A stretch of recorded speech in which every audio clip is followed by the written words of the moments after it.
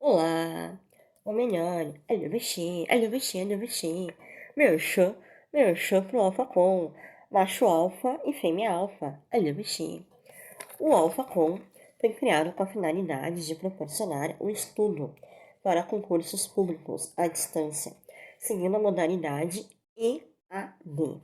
O Alpha Com tem hoje, além do online, 3 sedes para estudo presencial, 2 em Cascavel, no Paraná, e uma em São Paulo, capital. Merchan, merchan pro Alpha Com. Macho alfa e fêmea alfa. Alô você, alô você.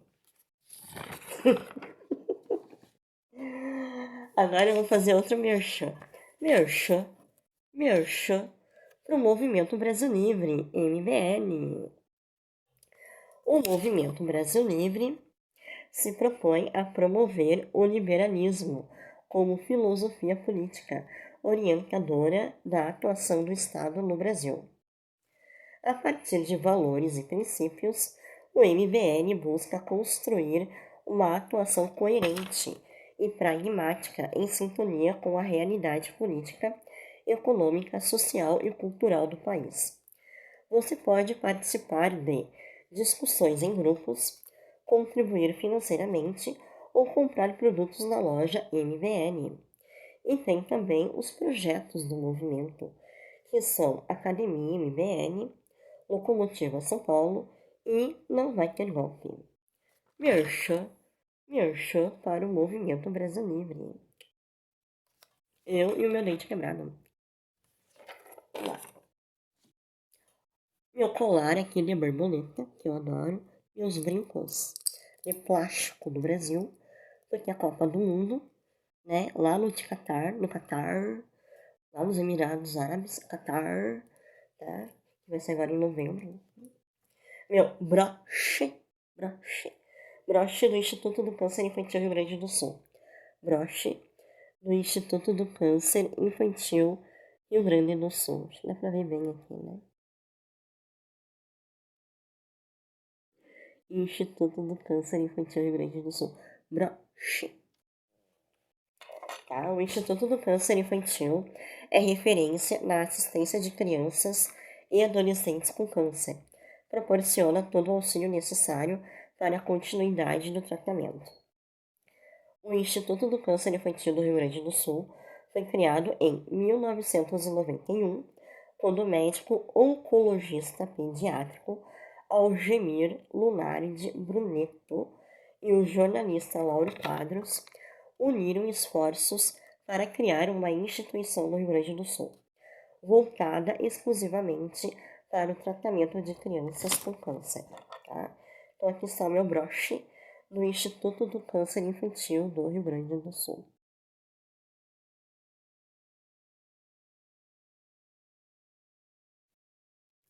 E tem também a AME, tá? AME, atrofia muscular espinhal. AME, atrofia muscular espinhal. É uma doença rara, degenerativa, passada de pais para filhos, em que interfere na capacidade do corpo de produzir uma proteína essencial para a sobrevivência dos neurônios. Motores, responsáveis pelos gestos voluntários vitais simples do corpo, como respirar, engolir e se mover. Tá?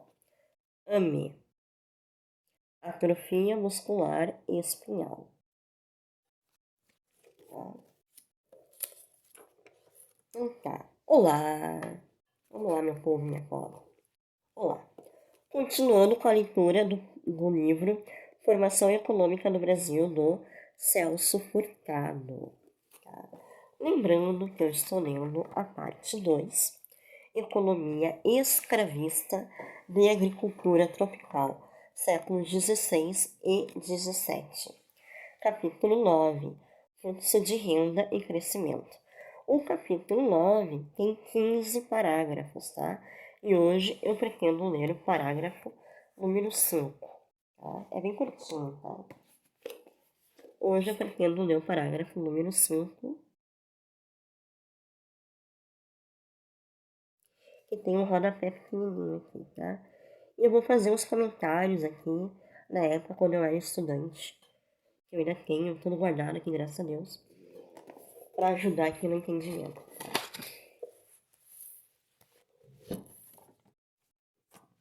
Então, continuando a leitura. Parágrafo número 5. Numa economia industrial, a inversão faz crescer diretamente a renda da coletividade em quantidade idêntica a ela mesma. Isso porque a inversão se transforma automaticamente em pagamento a fatores de produção. Assim, a inversão em uma construção está basicamente constituída pelo pagamento do material nela utilizado e da força de trabalho absorvida. A compra do material de construção, por seu lado, não é outra coisa senão a remuneração da mão de obra do capital. Eu estou lendo muito rápido, tá? A compra do material de construção, por seu lado, não é outra coisa senão a remuneração da mão de obra e do capital utilizados em sua fabricação e transporte. Esses pagamentos a fatores que são uma criação de renda monetária ou de poder de compra somados reconstituem o valor inicial da inversão, tá? Eu grifei aqui renda monetária que tem o rodapé 56, ó. Renda monetária tem o rodapé 56 aqui. Eu vou ler aqui, ó. Aqui o 56. Tá? A renda monetária é igual à renda real quando não há modificações do nível geral dos preços. Tá? Então, assim, ó, é curtinho? É difícil? Não. Ontem eu fiz uma legenda referente ao fluxo de renda, tá? Que o Celso Furtado bota aqui, ó. Fluxo de renda monetária, que seria o ciclo do fluxo circular econômico, tá? Da atividade econômica. Então, o fluxo circular da renda é isso aqui, ó. Tá? Eu fiz uma legenda, eu peguei da internet, tá? Mas é isso aqui é o básico, tá? Isso aqui é o mais simples que tem. E esse básico tá o governo aqui. Tá o governo, tá as divisas, tá as famílias, empresas e o setor externo, que é a economia de fora do Brasil. Tá? Então, assim, ó, quem leu a legenda que eu fiz ontem vai entender o que está escrito no parágrafo 5. Porque aqui no parágrafo 5 ele está falando do pagamento dos fatores de produção, tá? Então aqui está o fluxo circular da renda. Seria o fluxo circular da atividade econômica, tá? Nós temos as famílias, que são as pessoas aptas a trabalhar, tá? Nós temos as empresas, que compram a mão de obra das famílias para trabalhar nas empresas, tá? As famílias estão aptas a trabalhar, as empresas compram a mão de obra das famílias, que estão aptas a trabalhar.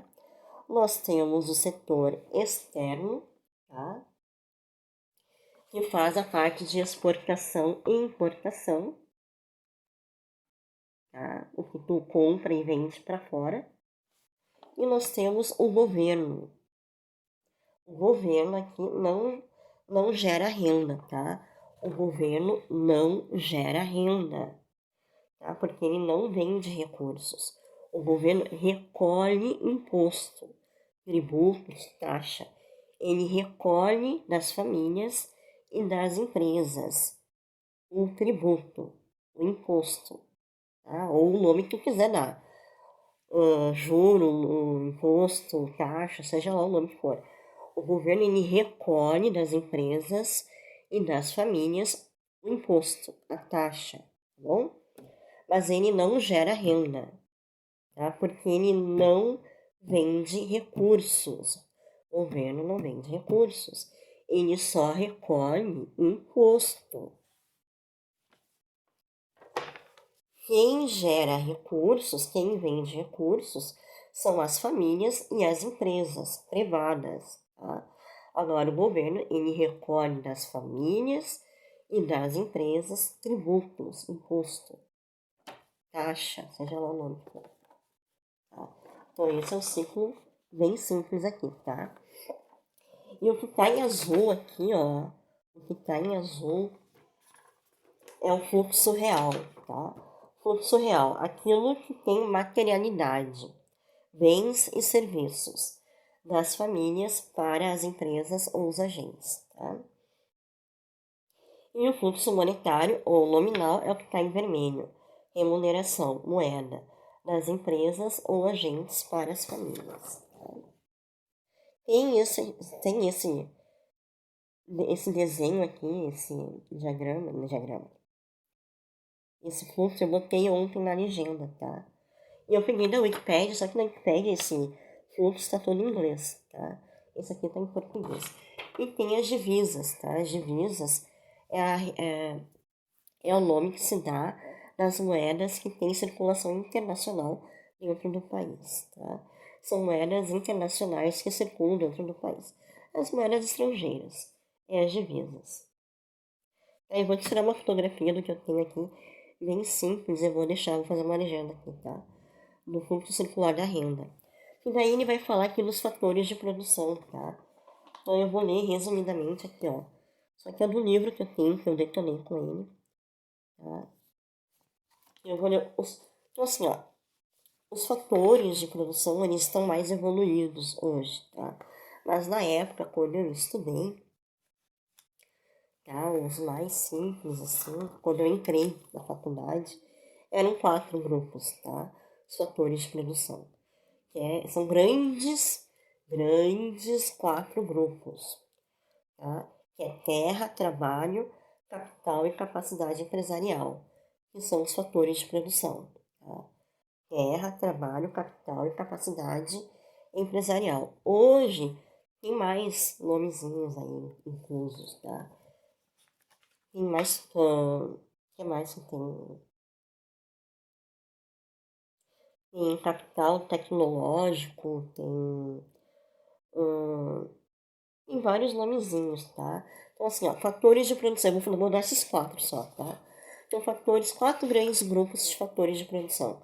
É terra, trabalho, capital e capacidade empresarial.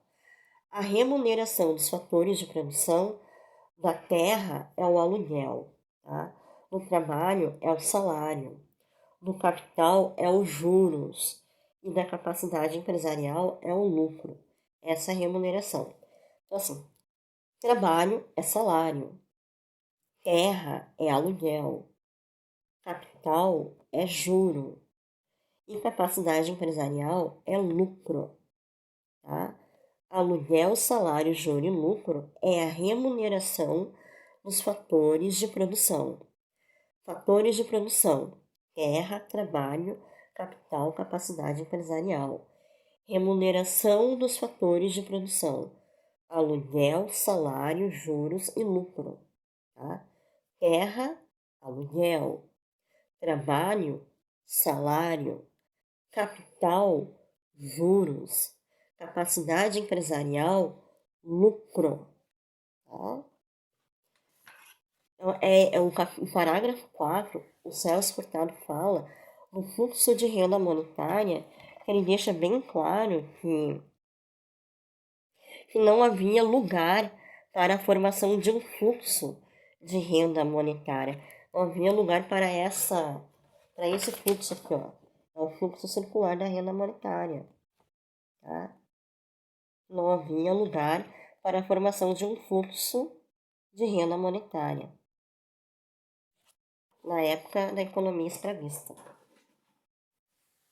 A economia escravista era só agricultura e não tinha esse ciclo aqui, ó. Não tinha esse ciclo aqui. Não existia esse ciclo na época da economia escravista. Tá? Só para deixar isso bem claro.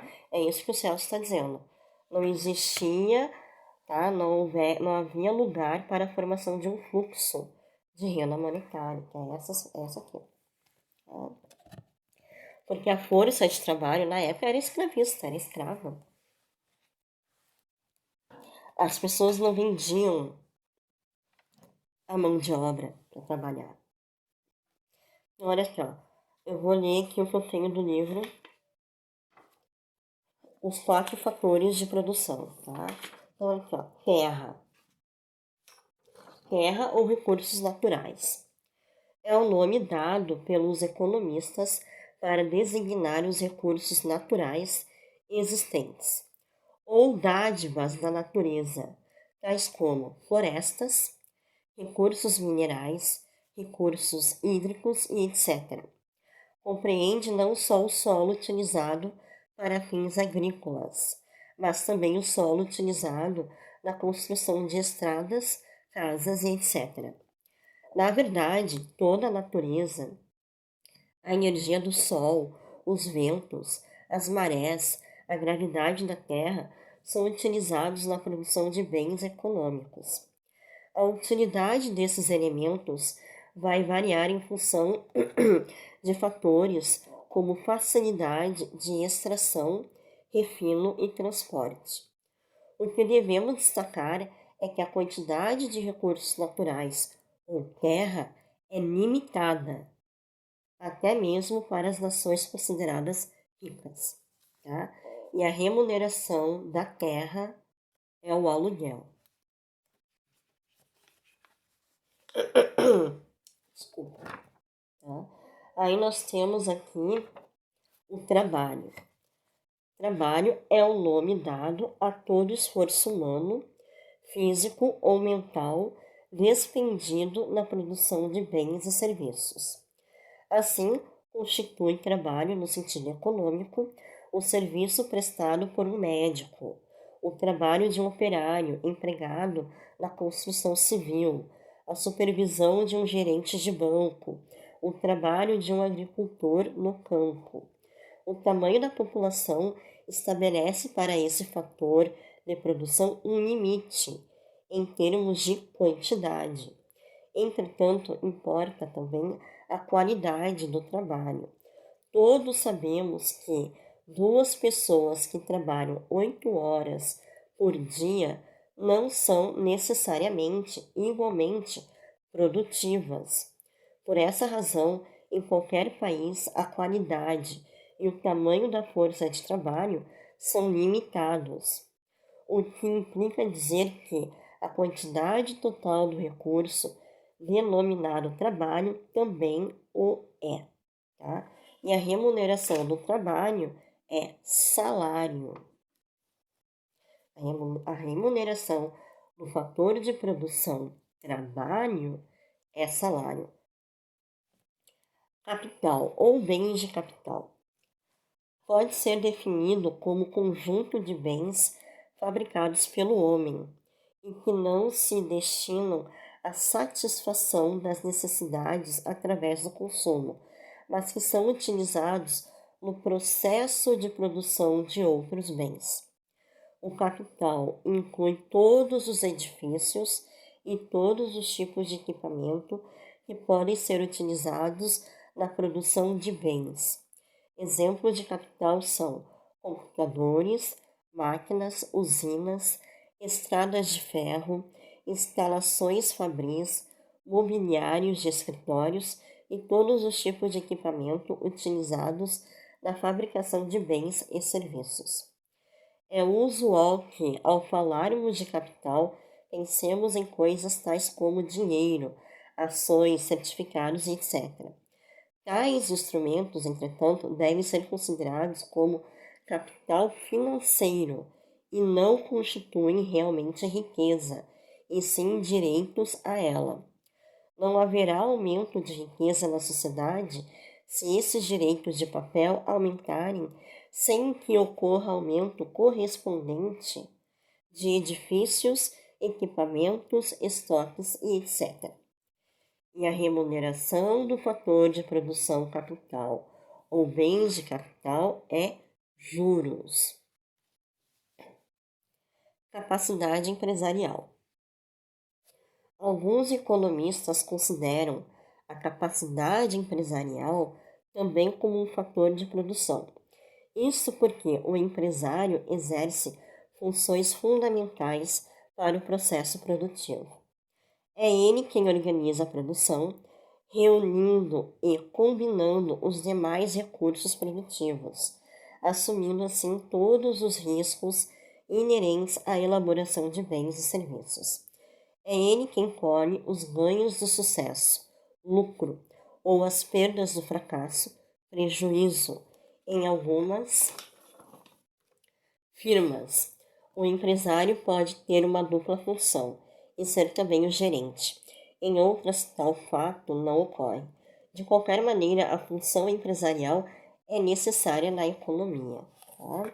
Então, assim, a remuneração do fator de produção, capacidade empresarial, é lucro.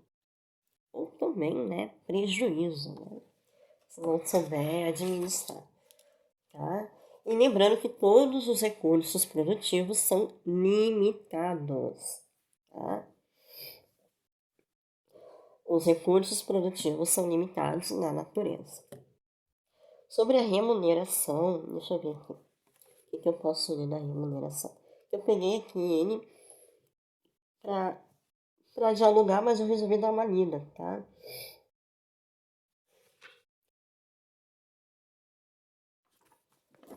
Então, aqui, remuneração dos proprietários dos recursos produtivos. Vamos ver o que está escrito aqui.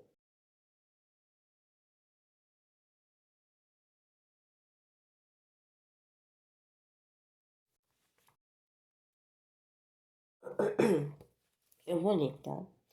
Está dizendo assim, a remuneração dos proprietários dos recursos produtivos. Qualquer que seja a firma, agrícola, industrial ou de serviços, ela necessita para operar no concurso de recursos produtivos. Necessita, por exemplo, de um pedaço de terra. Necessita também de bens de capital, que são bens utilizados para produzir outros bens. Além disso, muitas vezes, o empresário pode ter necessidade de dinheiro de terceiros para a compra de máquinas, matérias-primas, etc. Necessita finalmente de mão de obra ou força de trabalho para operar os bens de capital de modo a transformar os bens intermediários em novos produtos. O preço pago pela utilização dos serviços dos fatores de produção vai se constituir na renda dos proprietários desses fatores. Segundo a definição de renda geralmente aceita, a renda ganha em um ano é o pagamento pelos serviços de fatores de produção durante o ano. Isso merece uma explicação.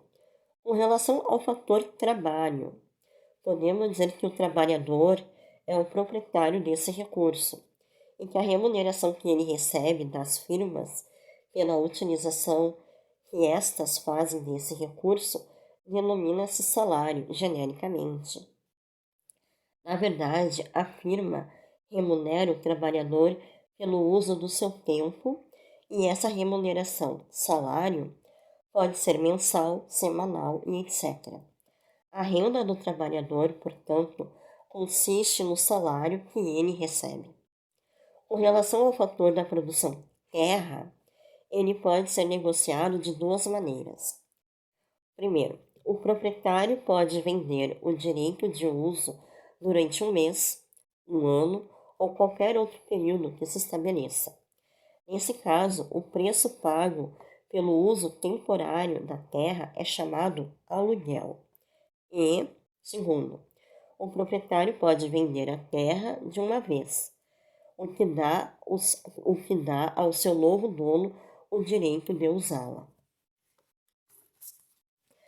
Do exposto até o momento, percebe-se que, se vender o uso temporário da terra, a renda do proprietário é o aluguel da terra.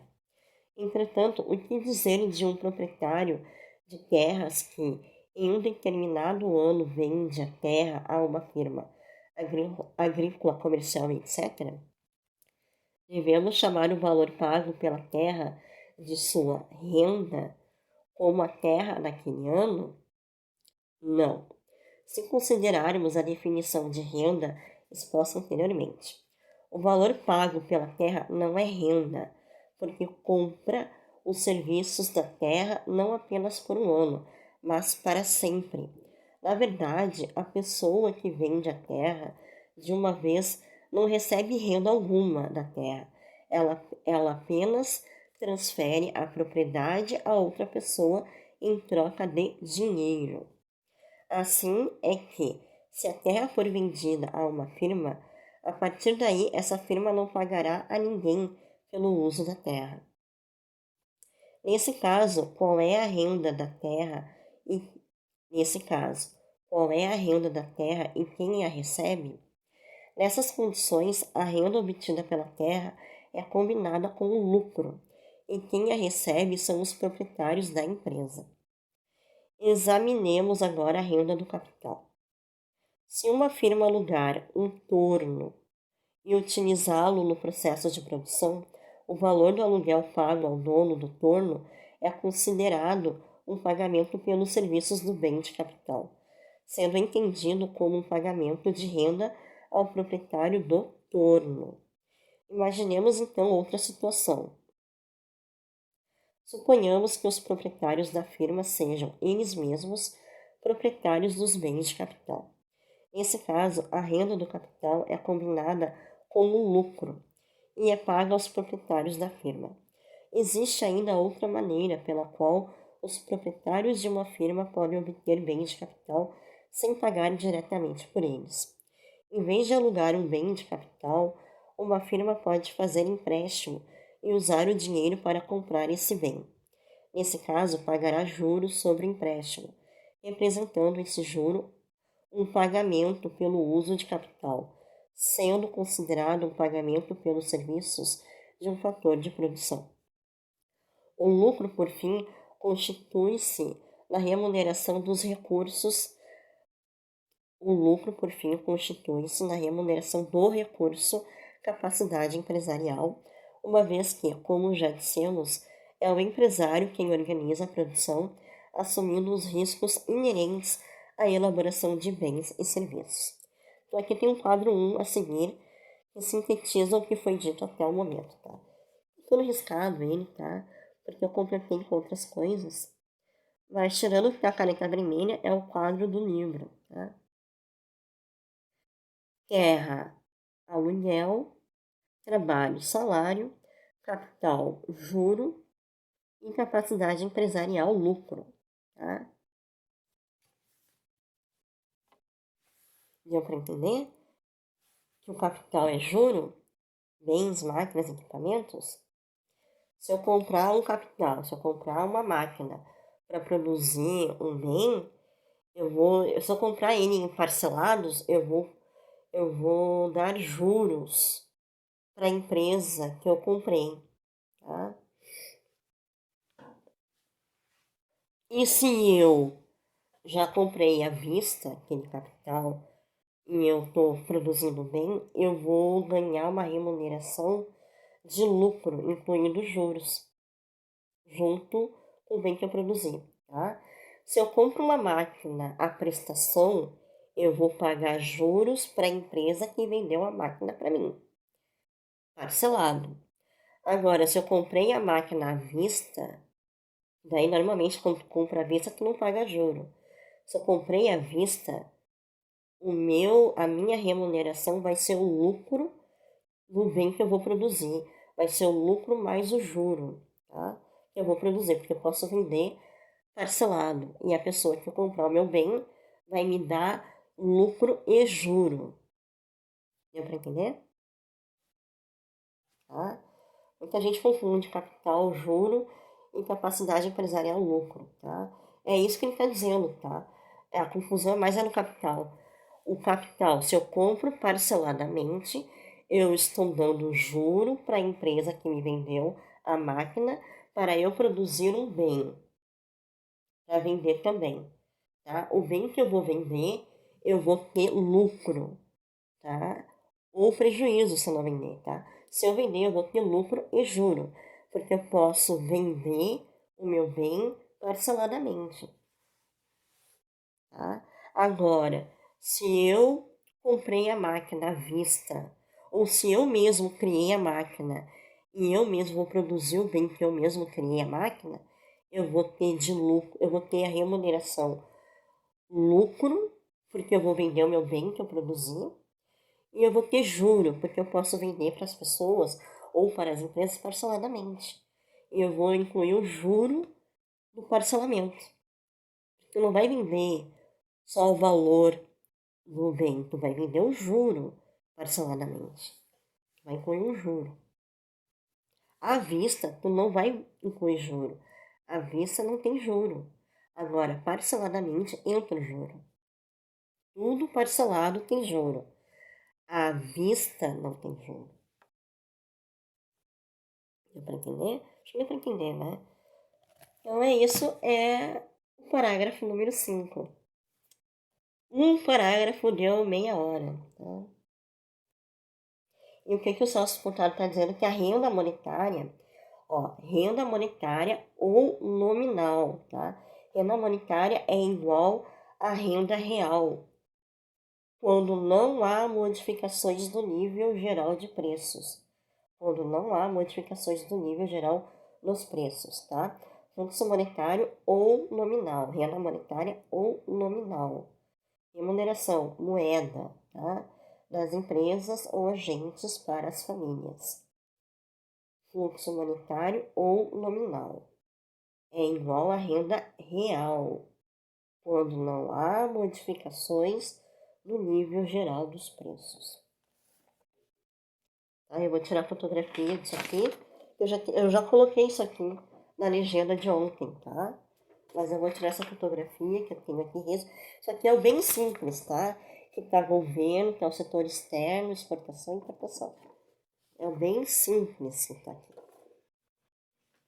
Tá? E isso aqui eu vou deixar aqui, ó. Tá no vídeo. Fator produção terra, remuneração da terra, aluguel. Fator de produção trabalho, remuneração do fator de produção trabalho, salário. Fator de produção capital, remuneração do fator de produção capital, juro. Fator de produção capacidade empresarial, remuneração do fator de produção capacidade empresarial, lucro ou prejuízo. Tá? Amanhã, se não houver nenhum imprevisto, eu pretendo ler o parágrafo número 6.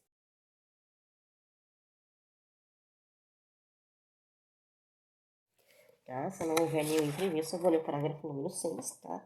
Eu usei um livro aqui, Princípios de Economia, que eu tenho, dos professores Nogami e Passos, tá? Que eu tenho até hoje, é meu Amansa Burro Geral de Economia, meu dicionário de Economia, é o Princípios de Economia, tá? Livro de iniciante, por incrível que pareça. Livro de primeiro e segundo semestre. É o meu Amansa Burro, que eu amo de paixão, de economia. Recomendo muito para quem quer iniciar na carreira. É uma mão na mão. Então tá. Agora é momento propaganda política. Tá? Propaganda política para os candidatos do Movimento Brasil Livre. Candidatos de São Paulo, Paraná, Santa Catarina, Paraíba e Rio de Janeiro. Tá? Candidatos de São Paulo, deputados federais. Kim Kataguiri, 44, 33. Cristiano Beraldo, 44, 88. Adelaide Oliveira, 1904. Deputados estaduais. Guto Zacarias, 44, 777. Renato Batista, 44, 999. Amanda Venturazzo, 44, 333. Paraná, deputado estadual João Betega, 30.123. 30.123. Santa Catarina, deputado federal Samuca Chan, 19,99. Paraíba, deputada estadual Veca Moraes, 45.455. Rio de Janeiro, deputado estadual Ronald do Falha, 35.129. Tá? Esses são os candidatos do Movimento Brasil Livre que estão concorrendo às eleições deste ano, de 2022. Tá? Candidatos de São Paulo.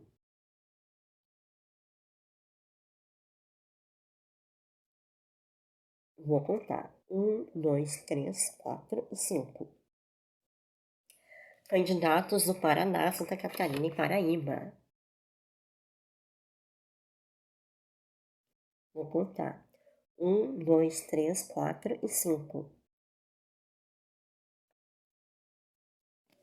E candidato do Rio de Janeiro. Vou contar. 1, 2, 3, 4 e 5.